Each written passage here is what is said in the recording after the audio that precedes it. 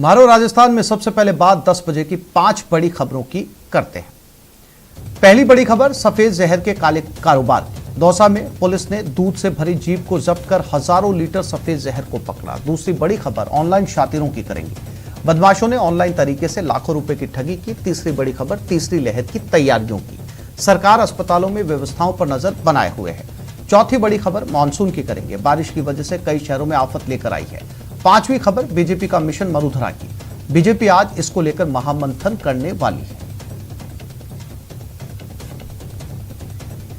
और बूंदी में एसीबी की कार्रवाई सामने आई। बड़ा खेड़ा पटवारी को ट्रैप किया गया। 5,000 रुपए की रिश्वत लेते हुए पटवारी साहब धरे गए। गिरदावरी की रिपोर्ट देने के लिए घूस ली गई थी। बूंदी एसीबी ने यह कार्रवाई की है।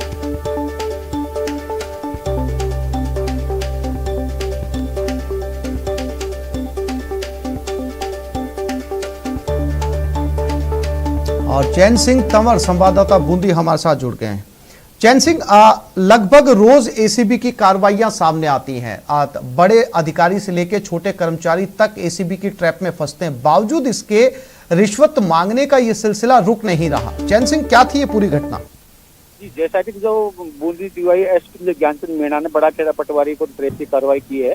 इस आरोपी पटवारी विकास शर्मा ने जो फरियादी कोटा नया नौरा निवासी संजय बड़े गुजर है, उसकी जमीन की जो गिरदावरी रिपोर्ट देने के एवज में जो 5,000 रुपए की मांग की गई थी, जिसके संबंध में फरियादी द्वारा 17 तारीख को शिकायत की गई थी। और शिकायत किए जाने के बाद में हरकत में आई एसीबी टीम द्वारा 1,000 रुपए दिला करके और शिकायत का सत्यापन करवा दिया गया था। जिसके बाद आज टीम ने जो जाल बिछाते हुए और फरियादी को ले जा करके और फरियादी से 5,000 रुपए आरोपी विकास जो पटवारी है विकास शर्मा उसको दिलवा करके रंगे हाथों पकड़ा है। जी चैन सिंह, जानकारी के लिए आपका धन्यवाद। तो गिरदावरी की रिपोर्ट देने के लिए ये घूस ली गई थी और पटवारी साहब ने 5,000 रुपए लिए। एसीबी मौके पर पहुंची और इनको गिरफ्तार किया।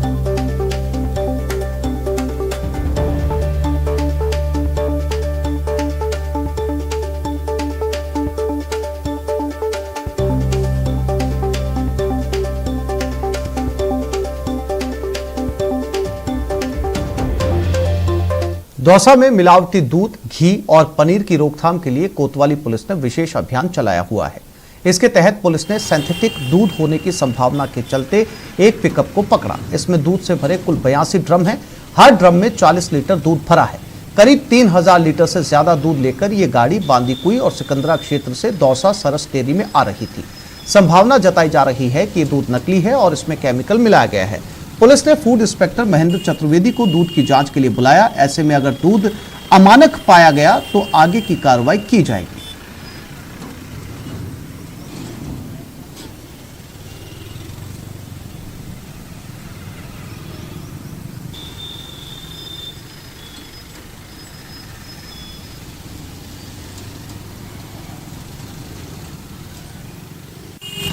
दौसा में पुलिस ने सिंथेटिक दूध होने की संभावना के चलते एक पिकअप को पकड़ा है।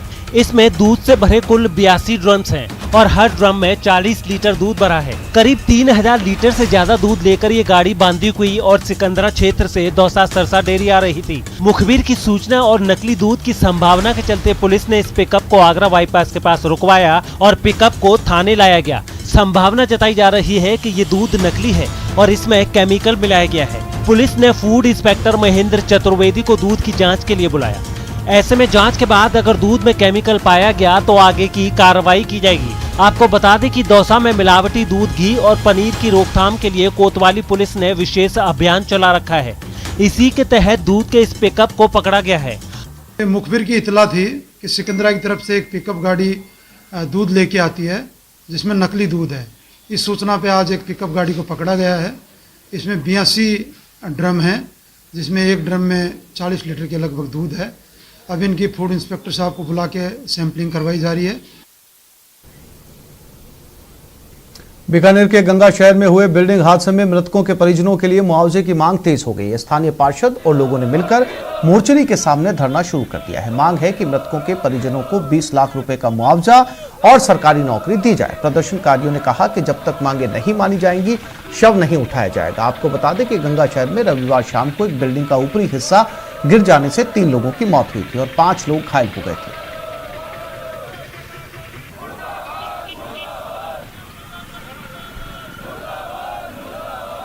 और बीकानेर से हमारे संवाददाता सतवीर सिंह हमारे साथ फोन लाइन पे जुड़ गए, उनसे बात करते हैं। सतवीर, वर्तमान स्थिति क्या है? प्रशासन आगे आया है मुआवजे की बात को लेकर, क्या कोई बातचीत का रास्ता निकला है? जी बिल्कुल, अभी तक अपडेट की अगर आपको बता दूं कि अभी भी जो धरना है उनका लगातार जारी है। सुबह के वक्त से ही वो मोर्चे के आगे बैठे हुए हैं और जो मृतक के जो परिजन है उसके साथ ही जो सर्व समाज के जो लोग हैं उन्होंने ये मांग उठाई है कि वो जो मृतक है उनको 20 लाख का जो मुआवजा है वो दिया जाए, इसके साथ ही सरकारी नौकरी भी दी जाए। फिलहाल काफी जो समझाइश का जो दौर है वो भी चल रहा है, पुलिस के अधिकारी भी मौके पर हैं और लगातार समझाइश की जा रही है, लेकिन अभी तक जो परिजन है वो मान नहीं रहे हैं, जिसके बाद में अभी तक जो शव है वो नहीं लिए गए हैं। लेकिन जिस तरीके से कल घटनाक्रम हुआ था उसके बाद में जो बात भी सामने आई थी कि अवैध तरीके से वो बिल्डिंग बन रही थी, जिसके कारण से ये पूरा हादसा हो गया था। और उसके बाद में कई बार शिकायत भी लोगों ने वहाँ पे की थी जिला कलेक्टर को, लेकिन उसके बाद में कार्रवाई नहीं हुई और उसके बाद में ये पूरा घटनाक्रम हुआ है। फिलहाल जो लोग हैं अभी भी मोर्चे के आगे बैठे हुए हैं और जो समझाइश तो उनसे की जा रही है ताकि पूरी तरीके से मामला शांत हो सके, लेकिन अभी फिलहाल स्थिति पूरी तरीके से वैसे ही बनी हुई है। लोग जो मोर्चे के बाहर बैठे हुए हैं और अपनी जो मांगों पर हैं वो अड़े हुए हैं। जी सतवीर, तस्वीरों में नजर आ रहा है लोगों की तादाद ज्यादा है, क्या कोई जनप्रतिनिधि भी पहुंचा है इन लोगों के पक्ष में यहाँ पर?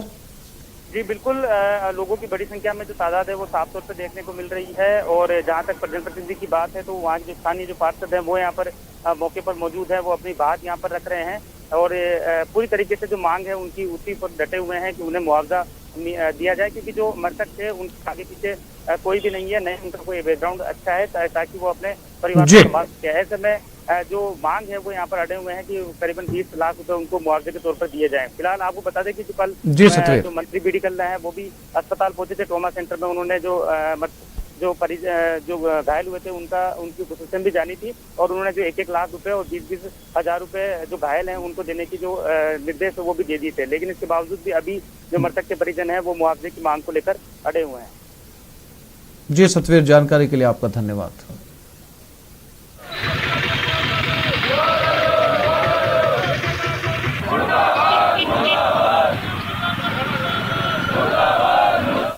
राजसमंद के राजनगर थाना क्षेत्र के दोवड़ गांव में 70 वर्षीय महिला मोहनबाई की लाश 11 जून को सुनसान जंगल में मिली थी।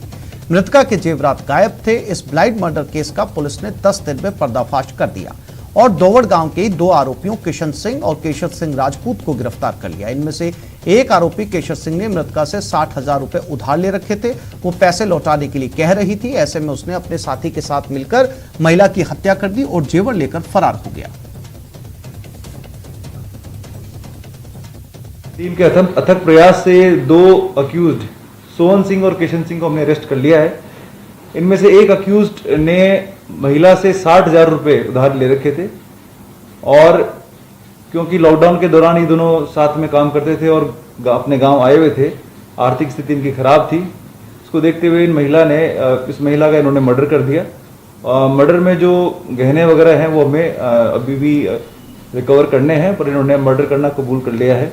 कोटा में कुन्हाड़ी थाना क्षेत्र के नानता और बरडा बस्ती में 2 पक्षों में खूनी संघर्ष हो गया।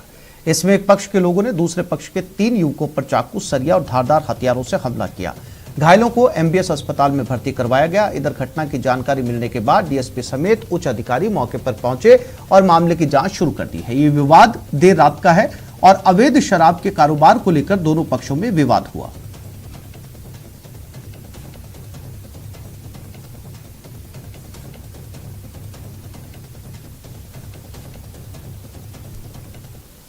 बूंदी जिले के सिलोर गांव की महिला ने पुलिस पर लापरवाही का आरोप लगाया। दरअसल महिला का आरोप है कि उसके सौतेले बेटे और देवर ने उसके साथ छेड़छाड़ की। जब वो शिकायत लेकर महिला पुलिस थाने पहुंची तो उसकी शिकायत दर्ज नहीं की गई। बाद में एसपी से गुहार लगाने के बाद मामला दर्ज हुआ, लेकिन बावजूद इसके सख्त कार्रवाई नहीं हुई और उस पर आरोपियों से समझौता करने का दबाव बनाया जा रहा है। वहीं पुलिस का कहना है कि दबाव बनाने जैसी कोई बात नहीं, महिला का आरोपियों के साथ भूमि विवाद था। आगे की कार्रवाई जारी है।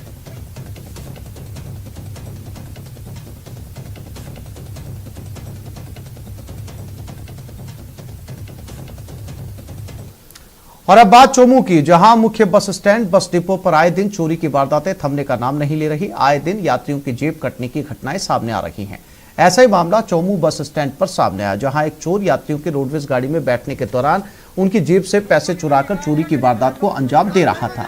करीब आधे घंटे तक चोर कभी खेतड़ी की गाड़ी में तो कभी माधोपुर तो कभी सीकर की गाड़ी में बैठे लोगों की जेब से रुपए निकालता रहा। रोडवेज कर्मचारियों को शक हुआ तो रंगे हाथों चोरी करते धर लिया गया। फिलहाल पकड़े गए चोर से पुलिस पूछताछ करने में जुटी है। तो तू का रिमांड ले लीजिए एक बात नहीं लिखवा दे बाद में एपी ओए कोई सबूत दे के मारो किसको मार दो। अरे पुलिस ने बुला लो 900 रुपया निकाल लिया करिए। अरे तो पुलिस ने बुला लो।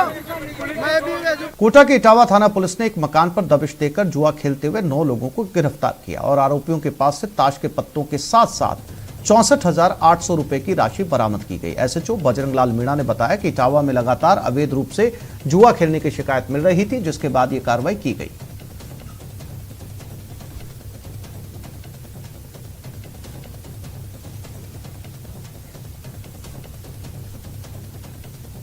अगर आप सोशल मीडिया पर एक्टिव रहते हैं तो ये खबर आपके लिए बेहद जरूरी है। कहीं ऐसा ना हो कि आप भी ऑनलाइन वायरस के शिकार हो जाएं।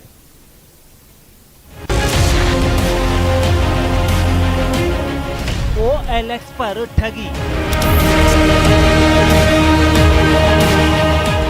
अश्लील चैटिंग,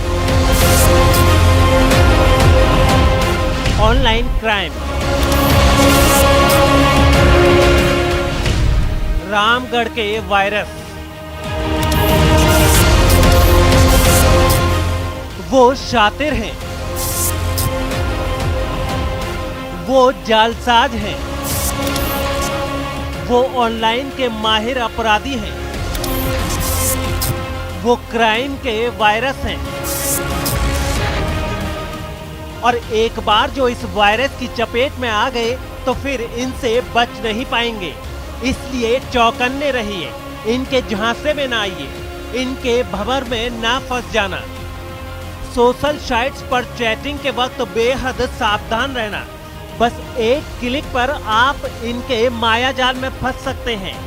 गांव के पुलिस से 9 व्यक्ति को गिरफ्तार किया गया है। कुछ लोग ऑनलाइन ठगी के यूज कर रहे थे, उनकी शिकायत प्राप्त हो गई। OLX पे ऐड दे करके सेक्स विज्ञापन डाल करके इस तरीके से ये ठगी की वारदात करते थे। अलवर के रामगढ़ थाना पुलिस ने OLX पर ठगी और सेक्स चैटिंग कर लोगों को ठगने वाले ऐसे ही गिरोह का भंडाफोड़ किया है। पुलिस ने ऑनलाइन क्राइम के इन 9 वायरसों को दबोचा है। सूचना के आधार पर पुलिस ने जोहड़ के पास एक पेड़ के नीचे 9-10 युवकों को एक साथ बैठे देखा। ये सभी अपने अपने मोबाइल में लगे हुए थे। पुलिस को देखते ही सभी इधर उधर भागने लगे, लेकिन पुलिस ने 9 युवकों को गिरफ्तार कर लिया। पूछताछ में इन्होंने अपने गिरोह की क्राइम कुंडली खोली। युवकों को रामगढ़ थाना लाकर पूछताछ की तो उन्होंने OLX पर खुद को फौजी बताकर धोखाधड़ी करने, अपने वाहनों को बेचने के लिए फोटो अपलोड करने का गुनाह कबूल किया। लेकिन ठगी के आगे जो इन्होंने खुलासा किया उसे सुनकर पुलिस के भी होश उड़ गए।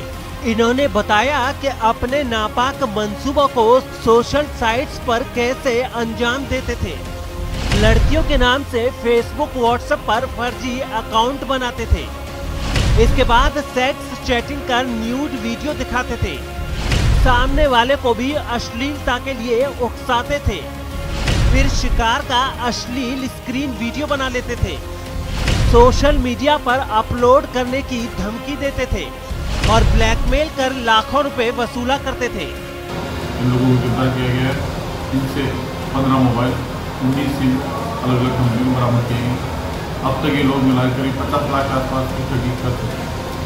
पकड़े गए 9 आरोपियों में से 8 अपराधी पिपरौली गांव थाना रामगढ़ के रहने वाले हैं, जबकि एक आरोपी रायबका थाना सदर अलवर का रहने वाला है। अब तक की जांच में इस गिरोह ने 50 लाख की ठगी कबूल की है। पुलिस ने इनके पास से 15 मोबाइल और 14 सिम कार्ड बरामद किए हैं। पुलिस अब इन क्राइम के वायरसों और इनके गैंग की पूरी कुंडली खंगालने में जुटी है। राजेंद्र शर्मा, न्यूज 18 अलवर। अलवर में पानी की समस्या को लेकर बीजेपी बेमियादी धरना प्रदर्शन कर रही है। इस धरने में शामिल बीजेपी विधायक संजय शर्मा की तबीयत बिगड़ गई। इसके बाद उन्हें राजीव गांधी सामान्य अस्पताल में भर्ती करवाया गया था। लेकिन वो हॉस्पिटल से डिस्चार्ज के बाद सीधे धरनास्थल पहुंच गए। बीजेपी विधायक संजय शर्मा ने एक बार फिर अपना प्रदर्शन शुरू कर दिया। उनका कहना है कि अलवर शहर को जब तक रोजाना पानी और हर घर सप्लाई नहीं पहुंचेगी वो धरने पर से नहीं उठेंगे। वहीं श्रम मंत्री टीकाराम जूली ने बीजेपी के प्रदर्शन को एक स्टंट करार दिया है। और जो हमारी मांग है कि प्रतिदिन पानी, सबको पानी और पूरा पानी, तो प्रतिदिन पानी, प्रत्येक घर में पानी और पूरा पानी, उस बात को लेकर के हम धरने पे बैठे हैं। और जो हमारी मांग थी कि अमृत के जो कनेक्शन अधूरे रह गए उनको पूरा किया जाए, जिनमें कनेक्शन हो गए, जिनको पानी नहीं मिल रहा उनको पूरा पानी मिले, पूरे शहर सहित अलवर विधानसभा क्षेत्र का जो भी ग्रामीण क्षेत्र है उसको पानी मिले। जयपुर में बगरू थाना इलाके के झाग बस स्टैंड स्थित कच्ची बस्ती से बाहरी लोगों को हटाने की मांग को लेकर स्थानीय पार्षद सड़क पर उतरे। उन्होंने यहां लिंक रोड पर जाम लगाकर विरोध प्रदर्शन किया। इस प्रदर्शन से सड़क पर वाहनों की लंबी कतार लग गई। सूचना पर पुलिस मौके पर पहुंची और प्रदर्शनकारियों को समझाने की कोशिश की, लेकिन वो अपनी मांग पर अड़े रहे। इन प्रदर्शनकारी पार्षदों का कहना है कि बाहरी लोगों से अशांति फैलने की आशंका बनी रहती है और इलाके का माहौल खराब होता है।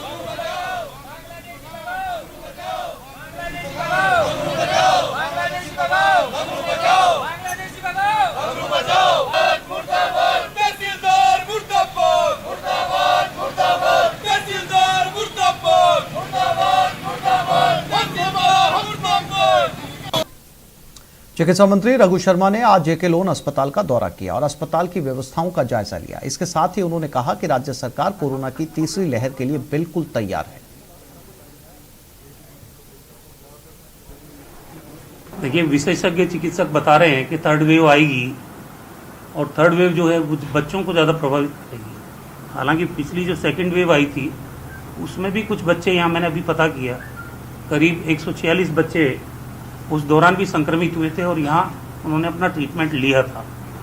अब थर्ड वेव आएगी कि नहीं आएगी ये तो वो जाने, लेकिन जब संभावना व्यक्त की जा रही तो हम अपनी तैयारी पूरी, हमने पहले ही गवर्नमेंट ने डिसाइड किया है, हमारे चीफ मिनिस्टर साहब ने कहा है राजस्थान में जितने बच्चों के अस्पताल हैं उनको हम स्ट्रेंथन करें, वहाँ पे जितनी ज़रूरत है उतनी फैसिलिटीज़ हम डेवलप करें। उसी कड़ी में आज मैं यहाँ जेके लोन अस्पताल, जो राजस्थान का सबसे बड़ा अस्पताल है बच्चों का, यहाँ मैं आया हूँ और यहाँ पे 800 टोटल बेड हैं। अभी कुछ नए आईसीयू के बेड बन रहे हैं जिनको मैं देख के आया, करीब 30 बेड नए हैं और 80 करीब फाइनेंस में हैं जिनकी स्वीकृति आना बाकी है। ऐसे कुल मिला के 200 बेड आईसीयू के यहाँ हो जाएंगे। तो ऑक्सीजन जनरेशन के प्लांट्स भी यहाँ लग रहे हैं। रिक्वायरमेंट पर डे यहाँ पर, क्योंकि कोविड के लिए हम लोग अगर तीसरी लहर में बच्चों को संक्रमित करती है तो करीब 600 बेड हम उनके लिए रिजर्व रखेंगे यहाँ, और वो सब सेंट्रलाइज ऑक्सीजन पाइपलाइन से कनेक्टेड है। उनको हम आईसीयू में भी कन्वर्ट कर सकते हैं। उसमें करीब 300 अप्रोक्सीमेट पैनल और लगा के और सब और बेड को भी हम आईसीयू में कन्वर्ट कर सकते हैं अगर ज़रूरत पड़ेगी तो। और जहाँ तक 600 बेड अगर कोविड के बच्चों के लिए ट्रीटमेंट के लिए हम रख रहे हैं तो जो जनरेशन प्लांट है वो 600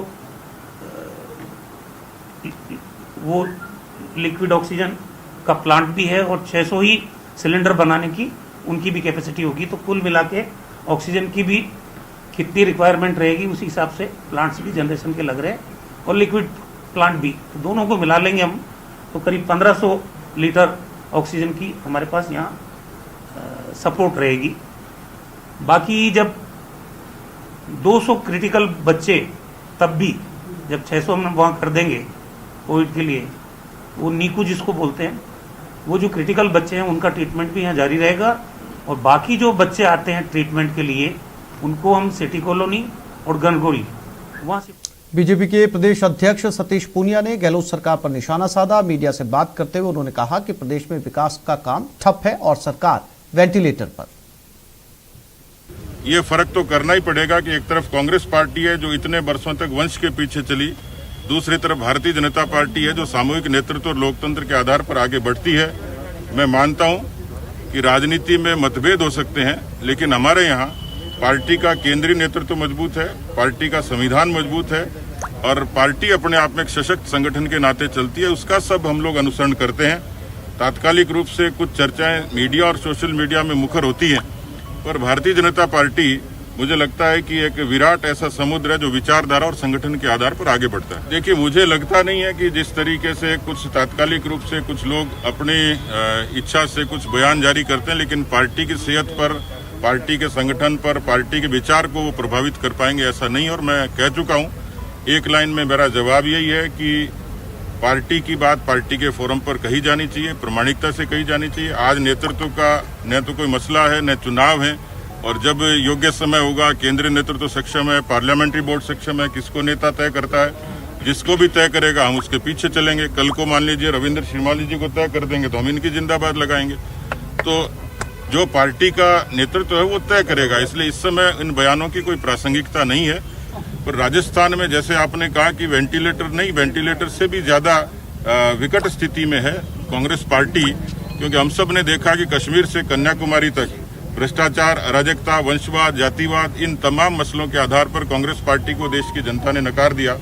और भारतीय जनता पार्टी को मैंडेट इसलिए दिया कि भारतीय जनता पार्टी ने जनधन, उज्ज्वला, आयुष्मान, आवास, श्री राम जन्मभूमि, अनुच्छेद 370 तमाम बातों का, वैचारिक मुद्दों का समाधान किया, और इसलिए भारतीय जनता पार्टी पसंद बनी। आज राहुल गांधी, प्रियंका गांधी की कांग्रेस, इसके आगे वाड्रा की कांग्रेस, ये ट्विटर खेलती है। लोगों की जन समस्याओं से कोई सरोकार नहीं है। जुम्मा 2.5 प्रदेशों में सरकार, उसमें राजस्थान बड़ा प्रदेश है, लेकिन पिछले 2.5 वर्ष का जो दृश्य है वो दिखता है। आज राजस्थान सर्वाधिक अपराधग्रस्त राज्यों में शुमार है। मैं नहीं कह रहा, नेशनल क्राइम रिकॉर्ड ब्यूरो कहता है दलितों और महिलाओं पर सर्वाधिक अत्याचार है। आप देखते हो, मैं पिछले दिनों उदयपुर का भी एक वीडियो देखा, इकबाल खत्म हो गया। बेरोजगार लगातार वर्चुअल भी धरने पर हैं। एक बड़ी संख्या में नेशनल जो चैम्बर ऑफ इकोनॉमिक एनालिसिस का जो संस्थान है वो ये कहता है कि 27.7% ये बेरोजगारी की दर राजस्थान में सर्वाधिक है। कानून व्यवस्था का मैं जिक्र कर चुका इस प्रदेश में। तो कुल मिलाकर कांग्रेस पार्टी, विकास के काम ठप हो गए, चाहे शहर का हो चाहे ग्रामीण विकास हो, लेकिन पिछले 2.5 वर्षों में कांग्रेस के अंदरूनी झगड़े का, जब आप लोग कई बार सवाल करते हैं कि बीजेपी और कांग्रेस में झगड़े में फर्क क्या है, पीसीसी के चीफ को, अध्यक्ष को, पीसीसी के अध्यक्ष को बर्खास्त किसने किया? कांग्रेस पार्टी ने अपने ही पीसी के चीफ को बर्खास्त किया। डिप्टी चीफ मिनिस्टर को बर्खास्त किसने किया? हेमाराम, उनके वरिष्ठ मंत्री धरने पर क्यों बैठते हैं, इस्तीफा क्यों देखते हैं, भरत सिंह जी चिट्ठी क्यों लिखते हैं? ये तमाम बातें जो कांग्रेस को कमजोर करती हैं, और कमजोर सरकार का असर सीधे सीधे गवर्नेंस पर पड़ता है, और वो गवर्नेंस के कारण राजस्थान की जनता का हित हुआ है।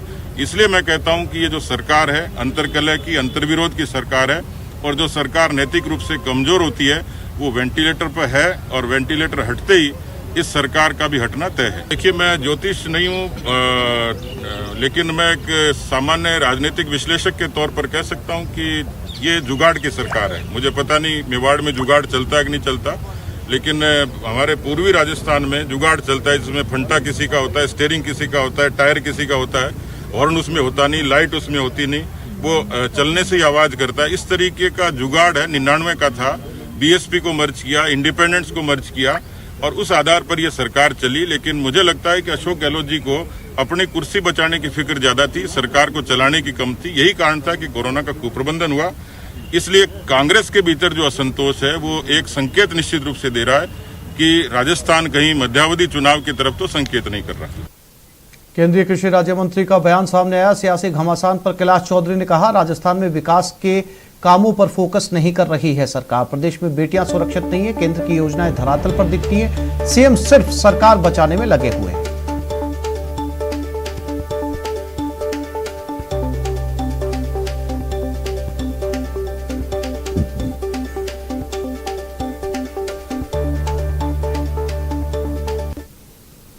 राजस्थान में अभी स्थिति ऐसी बनी हुई है कि विकास की ओर कोई ध्यान नहीं दे रहा है। राजस्थान की सरकार ने विकास को तो कई समय पहले छोड़ दिया, क्योंकि पानी की समस्या है, लाइट की समस्या है, और हॉस्पिटल के अंदर भी समस्या। यहीं लगा रहे हो क्या? इधर आ, गाड़ी पे आन दो ना, पीयूष जी, गाड़ी पे आन दो। गाड़ी कौन सी गाड़ी है? और इस समय सीधी तस्वीरें जयपुर एयरपोर्ट से, जहां पर बीजेपी प्रदेश प्रभारी अरुण सिंह पहुंचे हैं। सीधी तस्वीरें जयपुर एयरपोर्ट से, जहां पर बीजेपी के कार्यकर्ता उनके स्वागत के लिए एयरपोर्ट पर मौजूद हैं। उनका स्वागत किया जा रहा है। अरुण सिंह, बीजेपी प्रदेश प्रभारी, इस समय जयपुर पहुंचे हैं।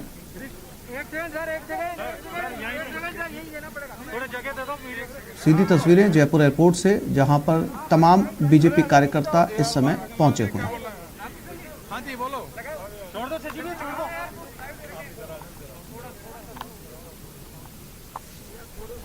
कल बीजेपी की कार्य समिति की बैठक है और इसी को लेकर थोड़ा माइक नीचे कर लो अपना। और अंतर्राष्ट्रीय योगा दिवस उत्सव के रूप में पूरे देश भर में मनाया जा रहा है। हमारे भारतीय संस्कृति का यह प्राचीनतम धरोहर माननीय प्रधानमंत्री जी के प्रयासों से संयुक्त राष्ट्र ने अंतर्राष्ट्रीय योगा दिवस डिक्लेयर किया और कोविड के समय और लोगों को महसूस हुआ कि योगा दिन प्रतिदिन करना चाहिए, उससे शरीर की इम्यूनिटी भी बढ़ती है और स्वस्थ भी रहते हैं। मैं सभी से निवेदन करूंगा कि योगा अवश्य रूप से करें। उसी के साथ साथ आज हमारे प्रधानमंत्री जी द्वारा मुफ्त में वैक्सीनेशन किया जा रहा है, टीकाकरण किया जा रहा है और वह 18 साल से ऊपर की उम्र के लोगों का। इसलिए हम धन्यवाद देते हैं हमारे प्रधानमंत्री जी को। सभी देशवासी प्रधानमंत्री जी को धन्यवाद देते हैं कि मुफ्त में टीकाकरण अभियान उनके नेतृत्व में शुरू हुआ है। पार्टी पहले ही पार्टी के कुछ नेता शीर्षासन कराने में जुटे हुए हैं संगठन को, कह रहे हैं वसुंधरा ही बीजेपी, बीजेपी वसुंधरा। देखो,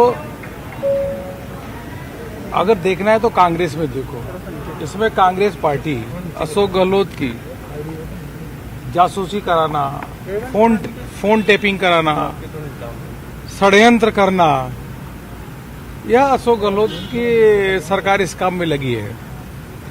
जहां भारतीय जनता पार्टी के कार्यकर्ता लोगों की सेवा के लिए काम कर रहे हैं सेवाई संगठन के माध्यम से, वहीं प्रदेश में जो अभी सरकार है अशोक गहलोत जी की, षड्यंत्र करने में, अलग अलग प्रकार के टेपिंग कराने में, फोन टेपिंग कराने में लगी हुई है।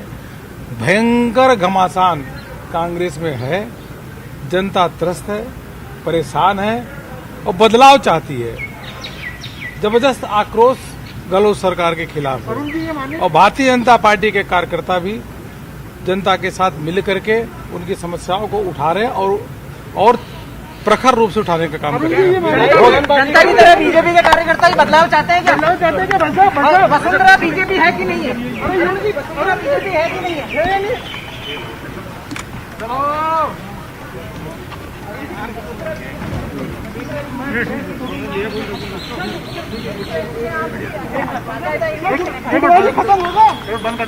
भाजपा में कोई गुटबाजी नहीं है, गुटबाजी कांग्रेस में है। गुटबाजी तो दिख रही है, गुटबाजी दिख रही है। अरुण सिंह आपका नजरिया हो सकता है। नहीं, वसुंधरा ही संगठन है। एक छोटे से ब्रेक के लिए रुक रहे हैं, जल्द लौटेंगे।